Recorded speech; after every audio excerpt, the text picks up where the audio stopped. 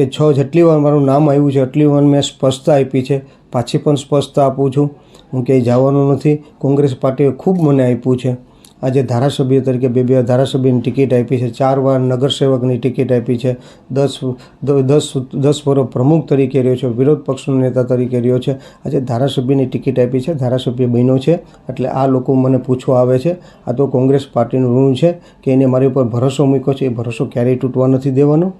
આવું તો જે કોઈ લોકો આપે છે એ 5-6 વર્ષથી મને બદનામ કરવા માટે થઈને આપે, કારણ કે આવું ને આવું આપવાથી અમારા તાલુકાના હોય, જિલ્લાના હોય, ગુજરાતના હોય કે શહેરના હોય, અમારા જે મતદારો છે કે અમારા આગેવાનો છે એ માનસિક રીતે ભાંગે, એ થોડાક ડાઉન થાય અને મતદારોમાં પણ ચર્ચાનો વિષય છે. મતદાન અમારું મતદારોને નિરાશ કરવા માટે થઈને આ પ્રયત્ન કરી રહ્યો છે અને મને બદનામ કરવા માટે થઈને પ્રયત્ન કરી રહ્યો છે.